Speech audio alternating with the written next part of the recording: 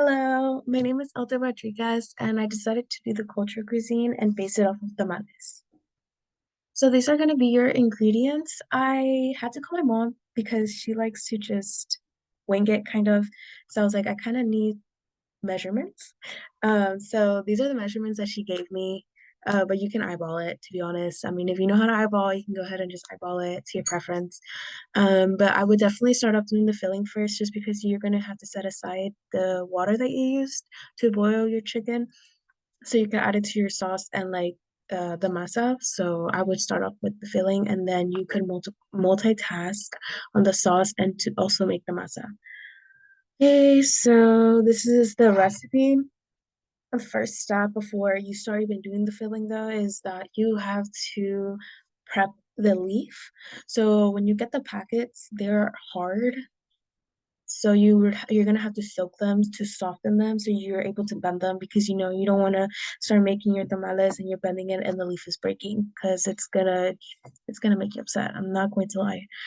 It is frustrating sometimes to make tamales. It takes a really long time. Um, and it takes the kitchen's going to be very dirty. I will say that. You use a lot of pans, you use a lot of ingredients, it takes a long time. So it's something that you take hours doing, to be honest. Okay. Okay, so then here is what how to make the masa. So just if you follow the instructions, and then um yeah, let me see. Let's see. Yeah, so Maseca. I had to ask her because there's different kinds of packaging for Maseca. There's Maseca for tamales and then the regular Maseca. But I swear I've seen her use the regular one, but she says she uses the tamales one. I've never seen her, but she says she does, so I'm not gonna second guess her. Let's see. Yeah, so also it depends on how you want it, but you don't want the consistency to be too runny, and you don't want it to be too dry, because then it's gonna break, like it's gonna crack, like the mole will crack. But if you do it too runny, no, I'm sorry, but no. So it has to be spreadable, and it's most likely gonna stick on your fingers. So what I do is I get like oil and just dab them on my fingers. So when I'm spreading it around, it doesn't get stuck on my fingers, because that's also very stressful and upsetting when you're making tamales and they just come off. It's like, wow, okay, all that hard work for nothing. But yes, or you could just use the plastic gloves. That also works very well. So here I went ahead and I just kind of did the description of how you would actually make a tamale. So, you do the masa, you spread it, and then I put into details like how to spread it, because you don't want it to be too thick, because the consistency of, I mean, the ratio of like the masa and the filling is going to be off. Like you don't want to bite into it and be more masa than the filling, because it kind of like ruins the whole tamale, to be honest. But yes, so I wrote the description. You put the shredded chicken on top, the sauce, and then you close it. So it's gonna, like, if from your point of view, the tamale should be from wide to narrow. So it should be like an upside down triangle. You're gonna get the sides, fold them towards each other like a little blanket, and then the on the bottom you're gonna fold it up like towards the center. And it should, from your point of view, it should look like a rectangle, to be honest. And then you can get a little strip of a different corn husk or banana leaf, and you can wrap it around to secure it. But what my mom does is she just does that, flips it over, puts it on a tray, and then when she's ready to put it in the pot, that's when she organizes it and everything. But yes, these are the instructions on how to make the tamales. It does take a few hours. Honestly, my mom probably wakes up, well, it doesn't wake up, but she starts making them at 10 and they'll be ready like at 5. So yes. So tamales, let's see, so my mom taught me how to make tamales. It's something that I've been doing since I was a little girl. I've always helped her in the kitchen in general, but tamales, I'm mostly the one that only helps her. My sisters will help for like maybe like 10 tamales, and then they call it a day and they're like, okay, I'm ready to eat. But I'll actually sit here with her and make 50 tamales. So yeah, we make a lot. Every time we make tamales, we make like for 3 days, which is crazy, because tamales for 3 days is too much, but we'll still eat them. It's okay. Or we'll like pack some and give them to family members and friends. I always do that. I'll take it to my best friend and we'll eat. So yes. So my mom's the one that taught me how to make tamales. The first time that I made tamales on my own was not necessarily on my own. It was with my sister, but the reason that we were making them together is was because my mom had to go to work, and my dad was off. I think it was because it rained, so he doesn't work when it rains because of his job. But yeah, so he was craving tamales. My mom was gonna make them, but she had to go to work. So me and my sister decided that we were gonna do it because if we didn't do it, then it would have to wait till the weekend. So we made them, and I honestly am shocked that they came out really well because I was like, they're not gonna be like my mom's, they're not gonna be like mom's, but they were really good. So I was really proud of myself, and it was for the whole family. We all enjoyed it. My mom got home, she was able to not like worry about dinner or anything. She just sat down and she ate the mala. So it was great. This was probably like I want to say I was in middle school. But it was a good experience. Yeah, it was fun. Um, I guess it's connected to well, when it comes to our family, Christmas, which is also my favorite holiday. But normally we make them like on birthday parties, sometimes, not all the time. Birthday parties, family gatherings, just special occasions, or sometimes we just create the malas and we're like, you know what, let's just make them. But it's not something that we do every week or every month. It depends. It's occasional. Occasionally we do it. And the story that I decided to do was too many tamales, which was honestly, I was so happy I saw this because I read this book when I was younger, so I was like, "Oh my God, I totally forgot about this book," and it literally matches my whole presentation. So yeah, that's great.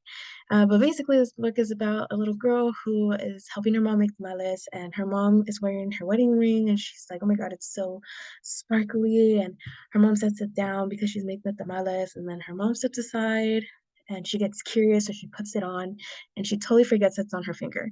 So she's doing all these tasks, and then she goes upstairs when her family member arrive, and she goes upstairs with her cousins as the adults are downstairs, and she realized that she didn't have the ring because she had totally forgot that she even had it in the first place. So she starts freaking out. She runs downstairs. She's like, "It's in the tamales. It's in the tamales." So she made her cousins eat all of the tamales, and the little cousin was like, "I think I might have ate it." So then she starts to freak out, and then she was like, I have to confess, I have to tell my mom. So she goes to the living room and she's like, Mom, I'm so sorry. But when she looks at her mom's wearing the wedding ring. So then she tells her everything. She's like, oh, yeah, I put it on and then I thought I lost it and we ate the tamales. So then the whole family as a group had to go in the kitchen. So like your aunts, your uncles, your cousins, parents, everybody was in the kitchen helping make a whole different batch of tamales. And honestly, I connect to this because literally in my household it was like that too. When it was to Christmas, the cousins and the uncles, everybody would come to our house. The adults would stick together and the kids would go to the room. And we all like all our cousins would be in one room just hanging out talking. Or we go outside and we jump in the trampoline. It was all like that. So I connected to this book a lot because it was like that's how I grew up too. So that was fun. So what is special about this cuisine? Honestly, I want to say like all the memories that I have connected to it, just spending time with my mom every time we're making them. We're listening to music or we're just talking about, everything, the family, little gossip, whatever. Um, what else? Yeah, we're always laughing. My mom's hilarious, but we're always laughing. And it's something that me and my mom would always just, it's something that we connect with. It's like we love to cook together.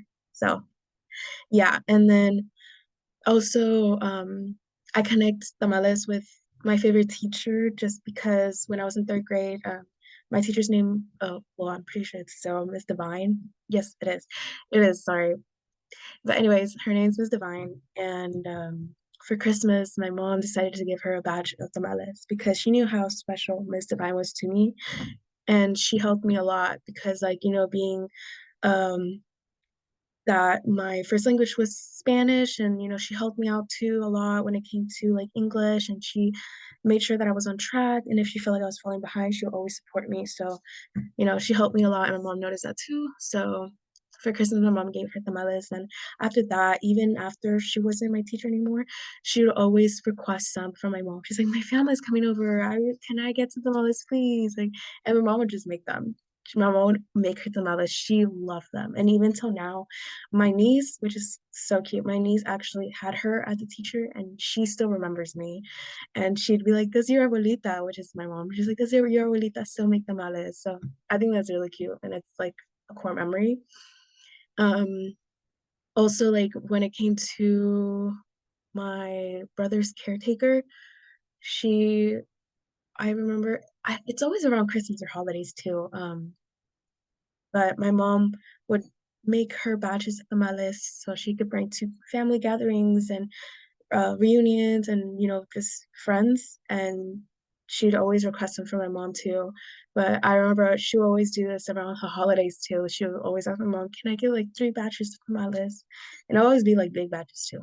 But yeah, so it was something that we were able to share, like something culture that we were able to share with people outside our household and outside our family. And I mean, I don't know. I mean, there's a lot of memories that I have with tamales, which is kind of like, whoa, because it's a cuisine, but it's something that it's not just a cuisine, it's something that we were all able to enjoy. And tamales are the one thing that our whole family can agree on that we love because there's so many different cuisines that you're like, whatever, okay, I like this, but somebody else doesn't. We all love tamales. So it's something that we can't even be like, oh no, I don't want to eat tamales. We'll always eat tamales. So yes. And thank you so much. I hope you have a great day.